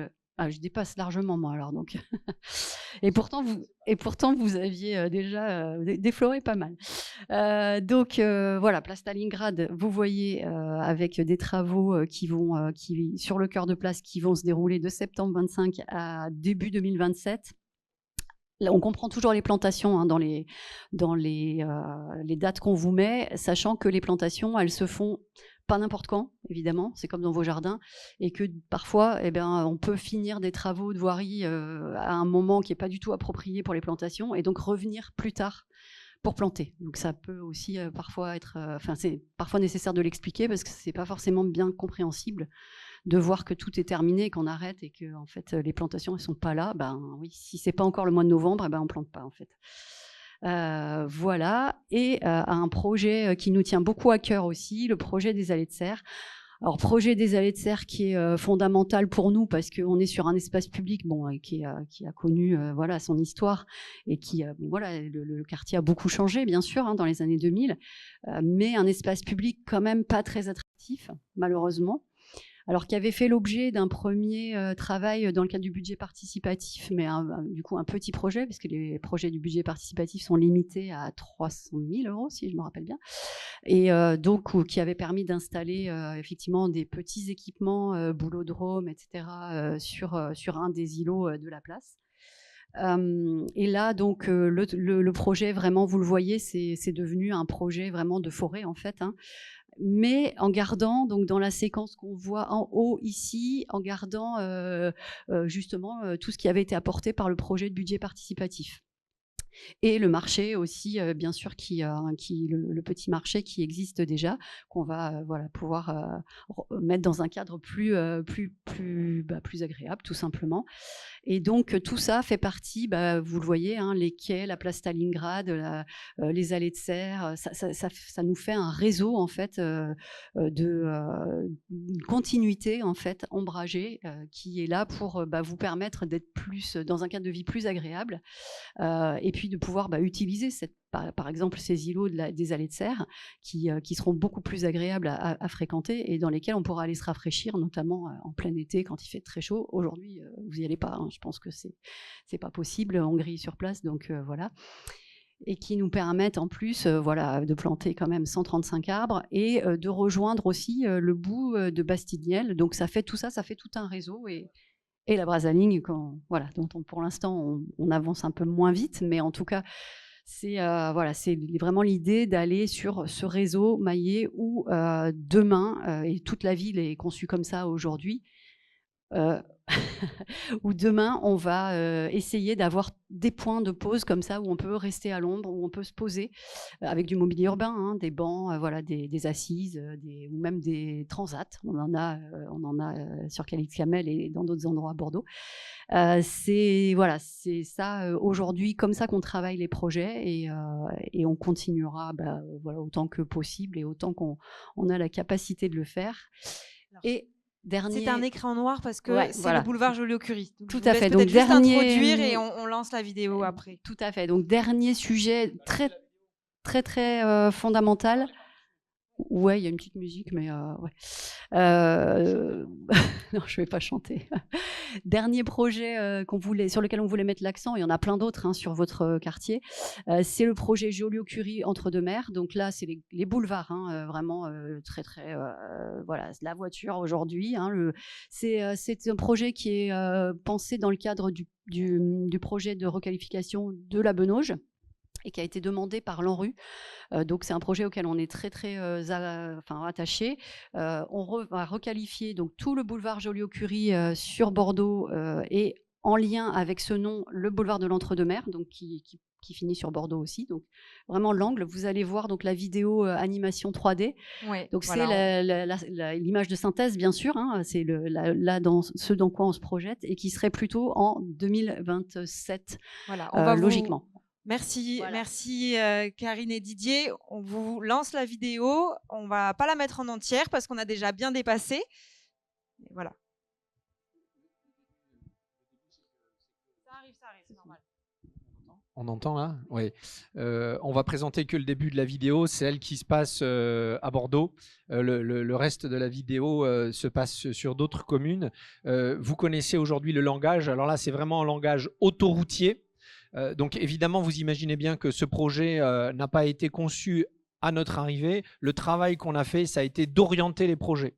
Donc sur quoi on oriente? On oriente évidemment sur des cheminements en site propre, on oriente sur des cheminements à l'ombre, on oriente sur des ouvertures sur le quartier. Vous voyez à gauche, tout ça doit être perméable. On doit sortir de l'idée cloisonnée, emprisonnée. C'est ça aussi qui fait vivre les quartiers parce que du coup, il y a des usages traversants à la fois pour le paysage, donc l'œil, l'horizon, et à la fois pour les promeneurs physiquement pour se déplacer.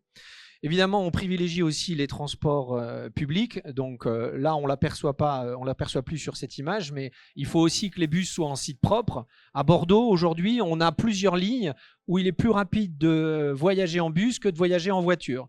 C'est la seule condition pour qu'on prenne le bus, parce que si c'est plus rapide en voiture, évidemment, c'est plus confort dans sa voiture. Donc, il n'y a pas de lien. Donc là, vous avez une présentation, on s'approche, enfin, vous connaissez de la piscine Galin, on va aussi retravailler la rue qui va jusqu'à la piscine Galin. Ici, c'est pas dessiné, parce que c'est un autre projet, mais elle sera aussi retravaillée, parce qu'aujourd'hui, il faut avouer qu'elle est quand même dans un état proche de l'Ohio, comme dirait l'autre. Je pense qu'on peut s'arrêter là. La vidéo. Voilà.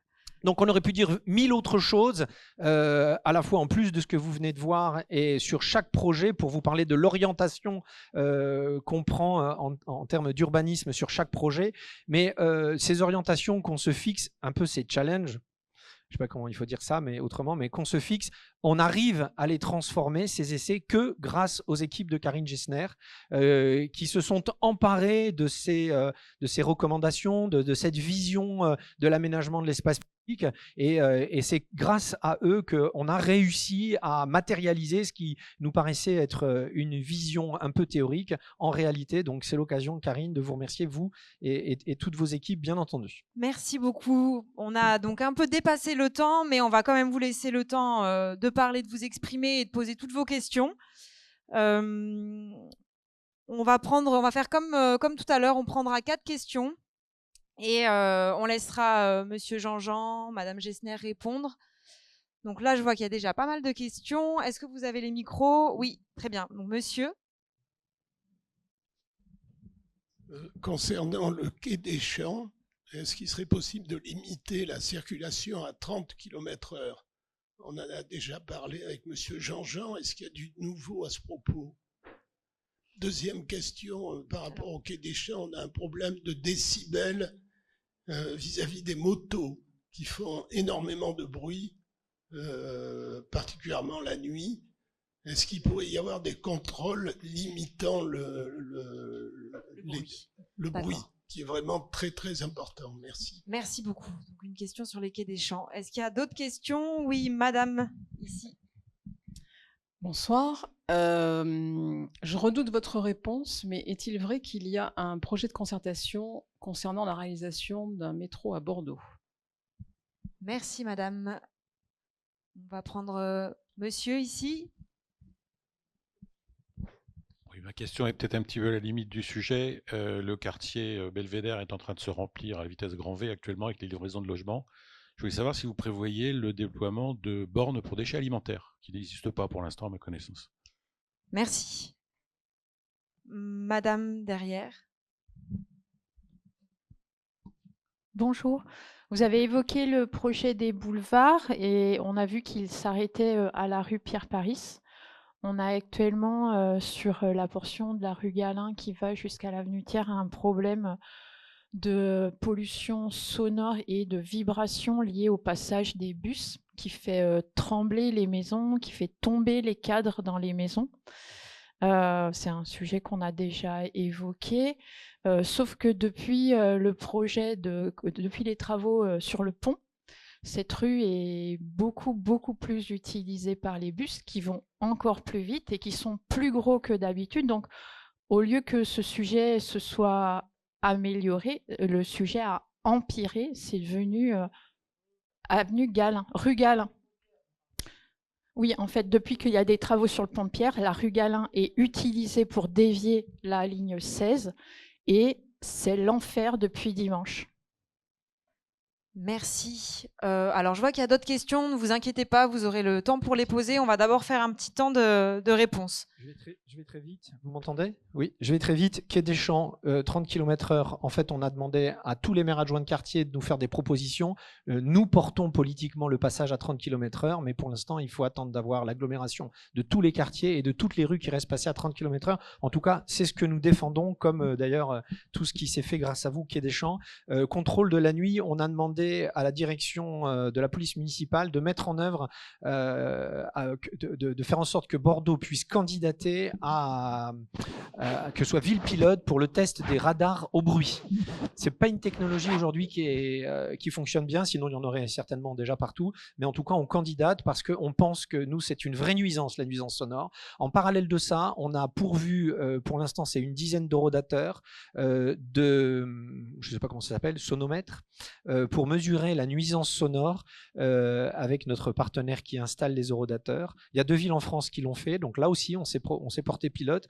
Pour l'instant, j'ai pas les résultats de ces analyses, hein, c'est tout nouveau, c'est déjà installé, c'est déjà en fonctionnement. On a 3 mois d'historique et ils vont nous produire les résultats pour savoir si c'est fiable et on va travailler pour savoir si c'est vraiment vertueux. Si c'est vertueux, on pourrait le développer dans certains quartiers pour prouver qu'il y a une nuisance et pour nous permettre de décaler des budgets pour diminuer ces nuisances. Alors ensuite, il y avait une question sur le vrai projet métro à Bordeaux, c'est un sujet métropolitain, donc ça ne dépend pas de la ville de Bordeaux. Donc la ville de Bordeaux n'organise pas de concertation pour le métro à Bordeaux. Alors comme moi je ne suis pas élu métropolitain, je ne peux pas vous en dire plus. Le Belvédère, oui monsieur, ces bornes-là seront installées dans tous les quartiers, mais ce n'est pas non plus ma délégation, donc je ne peux pas vous donner de calendrier. Mais en tout cas, ce qui est sûr, c'est que la ville de Bordeaux contribue à ce... Et on a d'ailleurs sur certains quartiers des records d'utilisation de ces bornes. Ça marche très très bien, nous a-t-on dit lors du dernier conseil de quartier d'Ansouti. Merci. Et sur les boulevards, oui madame, vous avez raison, là les travaux c'est... bon, donc nous on ne voulait pas qu'il y ait des travaux au mois de juin parce qu'il y a encore beaucoup de... Mais bon, c'est un sujet qui nous dépasse et donc on a accepté. Il faut aussi comprendre qu'il y a des considérations qui nous échappent, donc vous avez tout à fait raison. Donc la rue Galin fera partie, si... j'allais dire si Dieu nous prête vie, mais... Enfin, vous voyez ce que je veux dire. La rue Galin, nous la mettrons à l'arbitrage du prochain fonds d'investissement communal. En fait, on a un budget, ce qui s'appelle le FIC, Fonds d'investissement communal. Ce budget, il est établi pour un mandat. Et c'est un budget qui nous permet de travailler ville de Bordeaux dans nos quartiers. Et donc pour nous, la rue Galin n'était pas une urgence, même si, hein, évidemment, hein, n'était pas une urgence, vous avez vu tout ce qu'on a fait là sur ce mandat, n'était pas une urgence sur ce premier mandat, mais elle fait partie de notre programmation du prochain FIC. Attention, ça ne veut pas dire...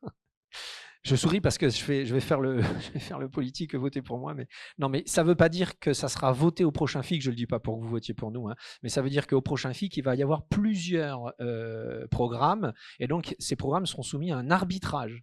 Voilà, donc je ne veux pas vous dire ici par souci d'honnêteté que je m'engage à ce que ce soit fait, par contre je m'engage à ce que ce soit soumis à l'arbitrage. C'est nécessaire maintenant.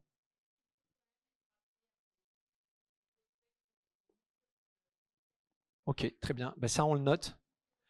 Très bien, très bien. C'est absolument anormal. Donc, c'est pas normal. Donc ça, on va faire un rappel. Si vous l'avez constaté, on va faire un rappel à la Direction Générale des Mobilités. On se le note. Merci. On a déjà signalé à ATM la vitesse des bus dans ces axes. Bon, j'espère que les chauffeurs vont être... voilà. On a déjà fait le nécessaire, hein, mais on peut... Si ça change pas, on va le refaire. Ils sont tenus de faire respecter. Alors là, s'il y a une chose vraiment, on n'hésitera pas. Donc on dira qu'on a fait un conseil de quartier ce soir et que le sujet n'est remonté une nouvelle fois parce que ça n'a pas été suivi des faits. Ils se doivent de respecter ça. C'est pas. D'accord. Surtout que c'est pas difficile à faire quand même. Merci pour vos réponses. On va reprendre des questions dans la salle parce qu'il y en avait beaucoup. Donc si tout le monde veut s'exprimer, il faut qu'on respecte le timing. Alors là, il y a 2 personnes. Je vous laisse, Ismaël, tu peux donner à monsieur à côté. Ça marche? Oui. J'ai une première question, c'est concernant la rue Boutier, hein, puisqu'on est sur un quartier qui est quand même très enclavé, hein, Brazza, Niel. À quel moment la rue Boutier sera-t-elle remise dans les 2 sens? J'ai une seconde question qui concerne les bornes électriques. Je vois en particulier celles qui sont devant chez Darwin, les jeudis soirs, vendredis, samedis, dimanches. Elles sont plus souvent occupées par des voitures thermiques ou par des voitures électriques qui ne chargent pas. Donc, que pouvez-vous faire pour faire en sorte que ceux qui ont besoin de charger puissent les utiliser? Et puis j'ai aussi. Alors, monsieur, on va déjà prendre 2 questions. Il y a beaucoup de gens qui veulent s'exprimer. C'est déjà. Ben voilà. oui, mais le problème, c'est que l'urbanisme n'est jamais à l'ordre du jour. Et donc, à partir de là, pour alors, une fois qu'on peut s'il n'y a plus de évoquer des questions, choses, je vous redonnerai la parole pour votre dernière question. Mais on va donner la parole aux 2 autres personnes qui sont à côté. Bonsoir. Vous avez montré le réaménagement du boulevard Jules-Curie. Ma question était de savoir, dans le prolongement, c'est-à-dire le pont Saint-Émilion qui va jusqu'au rond-point qui est juste derrière, est-ce qu'un réaménagement est prévu aussi? D'accord, merci. Est-ce qu'il y a d'autres questions? J'ai pris le micro. Oui, allez-y. Dans votre plan tout à l'heure avec tous les nouveaux espaces verts, je n'ai pas vu le square des Copains. Bon, comme on est résident de ce quartier-là, on sait qu'il y a des travaux en cours, mais on n'est pas plus informé que ça à ce niveau-là. Donc c'était voilà, pour en savoir plus là-dessus. Merci bien. Alors je vois qu'il y a une question ici. Merci. Oui, monsieur. Partant du constat fait par monsieur Jean-Jean sur l'impact carbone de la circulation automobile, et considérant que le quartier se peuple de plus en plus et que légitimement les gens ont des voitures, et que les ZFE ont du plomb dans l'aile, j'aimerais savoir quelle est la position de la mairie et de la métropole sur comment limiter l'impact de la pollution automobile, sachant qu'il y a de plus en plus de voitures extra-métropole qui pénètrent dans la ville. Comment est-ce qu'on peut résoudre cette équation-là? Merci beaucoup. Monsieur Jean-Jean, vous voulez répondre? Il n'y avait pas les diapos dans le diaporama avec les résultats, hein, ça y était pas ça. Bon, parce que d'habitude on les met, mais là elles n'y étaient pas, ça m'aurait permis de répondre à votre... Comment limiter, c'est tout ce que je viens de vous exposer, monsieur. Nous, pouvoir public, voilà ce qu'on peut faire. C'est-à-dire qu'il faut absolument qu'on partage la voirie pour développer les transports en commun ou les mobilités douces.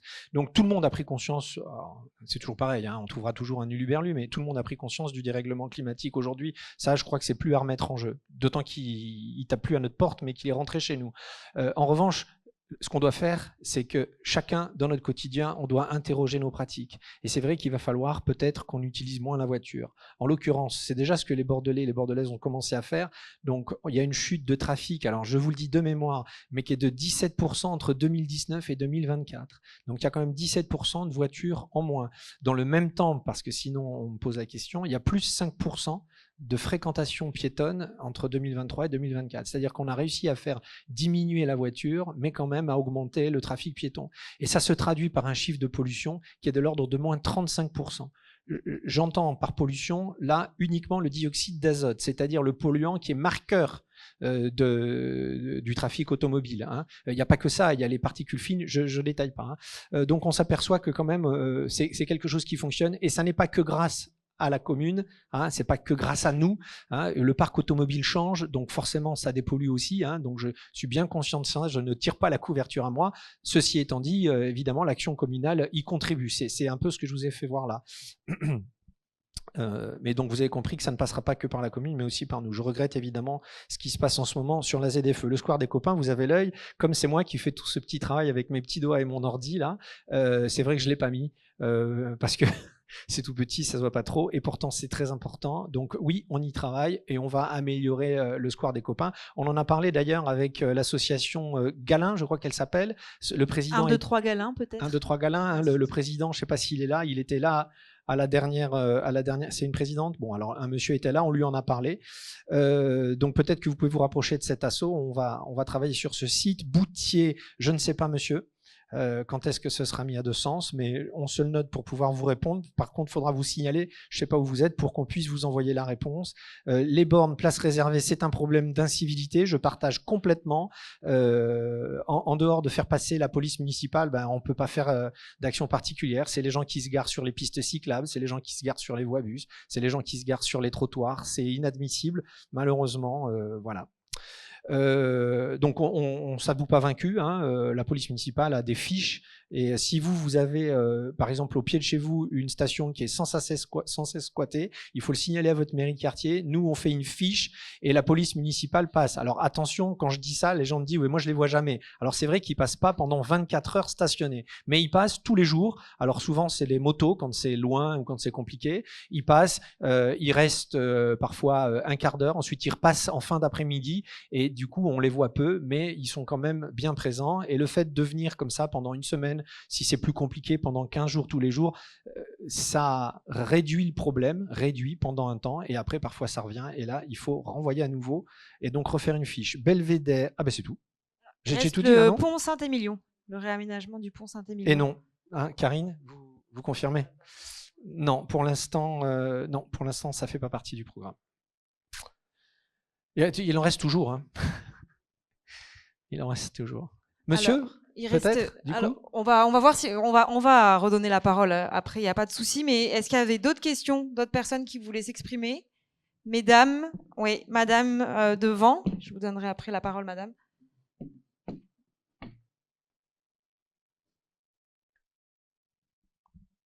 Oui, bonjour. Sur le quartier Belvédère, nous avons 2 gros programmes qui vont être livrés d'ici septembre. Donc, qui dit programme livré dit des familles avec enfants. Nous avons l'école Marie de Gournay qui n'est pas encore à son top de classe, puisqu'elle est prévue pour 18 et que je crois qu'il n'y en a que 11. Est-ce que vous avez anticipé l'arrivée de ces chères petites têtes blondes ou pas blondes pour septembre, ou est-ce que vous attendez que les parents arrivent pour lancer les choses? Merci madame. Il y avait madame juste derrière toi, Ismaël. Moi, je voudrais revenir sur la question donc, des plantations, des services rendus, de pouvoir se poser à l'ombre, et d'une problématique qui existe dans notre quartier, puisqu'on n'a accès à plus aucun espace vert, et donc à l'ombre des arbres. Quel quartier? Ici, Brazza. Voilà. Donc, je voudrais savoir s'il y a des réaménagements assez rapides, à court terme, sur du mobilier, enfin des choses comme ça, parce que voilà, c'est planté, on connaît les services, mais pour l'usage des citoyens autour, il n'y en a pas. D'accord, merci. Est-ce qu'il y a d'autres questions? Oui, monsieur, ici. Monsieur avec la chemise verte. Merci, bonsoir. Vous avez parlé des réaménagements des délaissés de voirie. Il y en a notamment un à côté de la salle des ventes, à côté du parc Relais Galin. Bon, il y a une borne d'ailleurs de déchets organiques qui a été posée. Il y a une sanisette, je crois aussi. Mais est-ce qu'il est prévu de le réaménager parce qu'il n'est pas en super bel état? Et il y a également un terrain qui se trouve coincé entre la salle des ventes et le collège Jacques Ellul, qui est métropolitain, si mes informations sont bonnes. Est-ce que ce terrain a une destinée? Merci. Merci.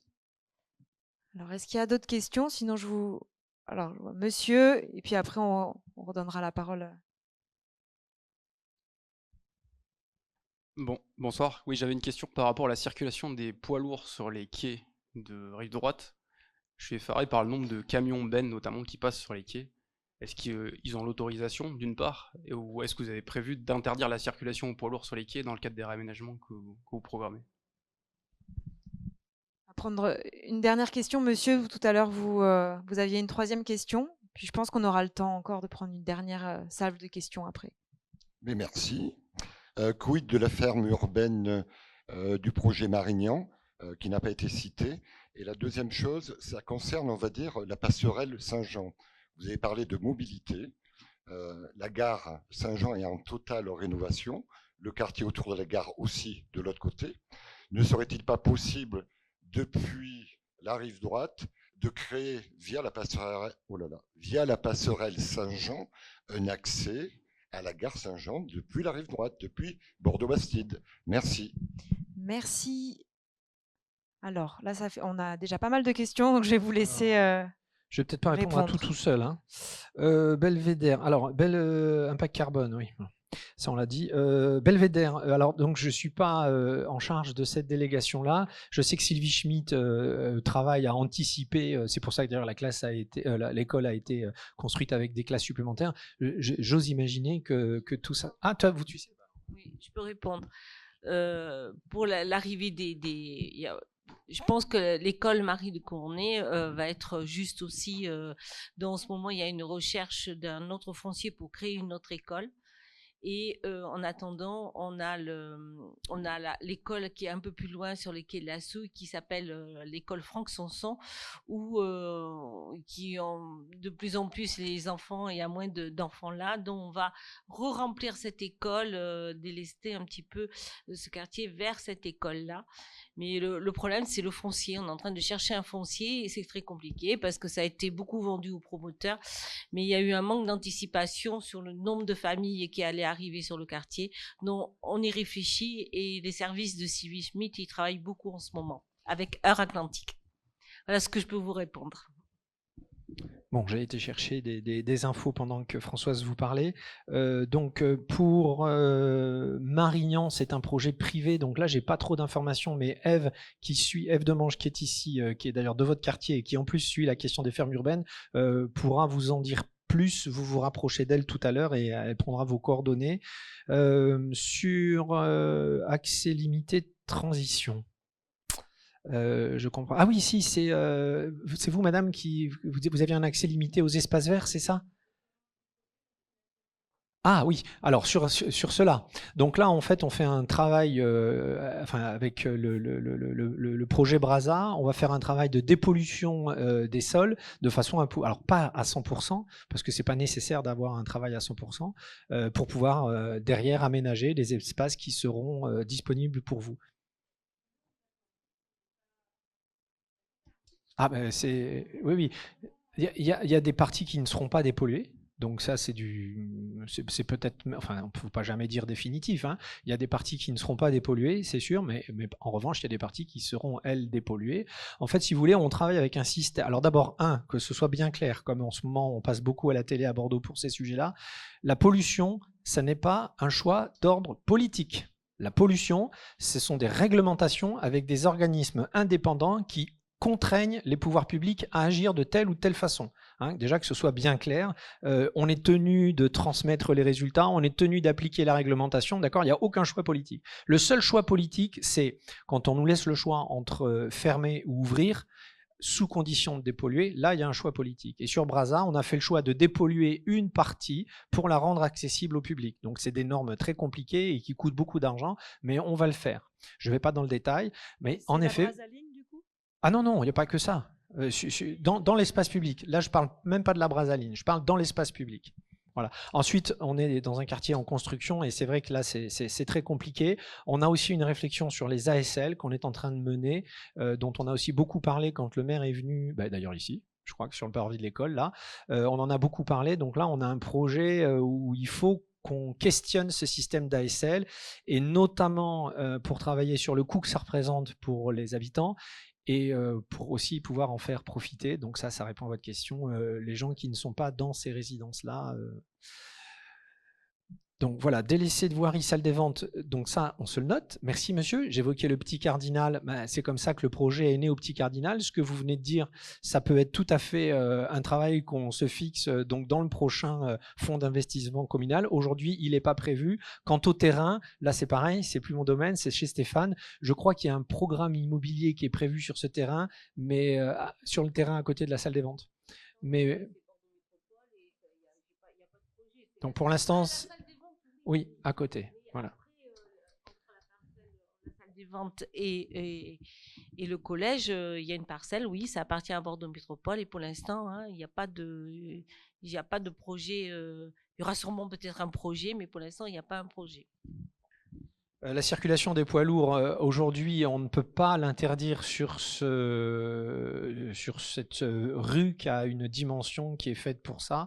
Et c'est cette rue qui accueille les poids lourds pour justement qu'ils n'aillent pas dans les rues résidentielles. Ça fait partie des axes structurants. Bon, on peut imaginer que dans quelques années, avec beaucoup de patience, hein, quand tous les travaux de BTP seront terminés, qu'évidemment on ne retrouvera plus ce flux-là. Mais pour l'instant, malheureusement, il existe. Alors la gare Saint-Jean, vous m'avez demandé, monsieur, comment y accéder? J'ai pas compris. La passerelle? Ah, la passerelle Eiffel. Ah, pour l'instant, la passerelle.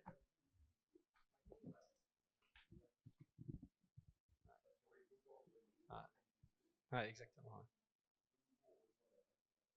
La gare Saint-Jean et faire en sorte, si vous voulez, d'avoir un accès depuis Bordeaux-Bastide. Ça permettrait à des gens soit d'y aller directement, je veux dire, soit à vélo, soit piéton. Il suffit de mettre peut-être des tapis roulants, des choses comme ça. Mais ça pourrait peut-être désengorger aussi la gare Saint-Jean. Voilà, c'est tout. Vous avez tout à fait raison. Je crois que c'était dans le premier mois de mon mandat, un cabinet d'architectes nous a, avec le maire de quartier concerné et moi, nous a convoqués pour nous faire voir un projet exceptionnel. Et donc, on est parti pour essayer d'y faire quelque chose, mais en fait, ça ne dépend pas de la ville de Bordeaux.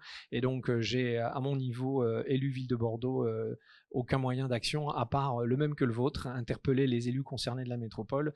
À ce jour, je ne sais pas si... voilà, qui sont les élus qui sont en lien avec la SNCF, hein, et la famille Eiffel qui a aussi des droits sur ce sujet-là, mais je pense qu'à terme on arrivera à y faire quelque chose de l'ordre de ce que vous évoquez. Je ne vois pas comment ça pourrait être autrement. Donc oui, je partage vos ambitions, mais là c'est pas de mon ressort. Voilà, je crois que j'ai fait le tour des questions, oui. Il me semble. Merci, Monsieur Jean-Jean. On arrive à la fin de ce conseil. Il est déjà presque 20h30. S'il y en a qui avaient encore d'autres questions, d'autres interrogations, n'hésitez pas à aller voir les élus pendant le pot convivial à la fin. Je vais donner le mot de la fin à Madame Frémy, maire adjointe du quartier. Oui, je vous remercie beaucoup de votre présence, de vos questions et de l'intérêt que vous portez à notre quartier, dont avec les élus présents et surtout avec Didier, on fait un boulot de malade, hein, je trouve, parce que je peux vous dire que ça nous a pris beaucoup de temps, beaucoup d'énergie pour essayer d'imposer aussi nos idées et notre vouloir rafraîchir le quartier, rafraîchir la ville, essayer de... Donc je pense que d'ici début 2026, on va avoir toutes ces plantations qui vont sortir et qui vont amener, voilà, j'espère que on va avoir un résultat. Et puis, on va finir par le petit pot de l'amitié. Et je vous remercie beaucoup. Merci. Merci à tous.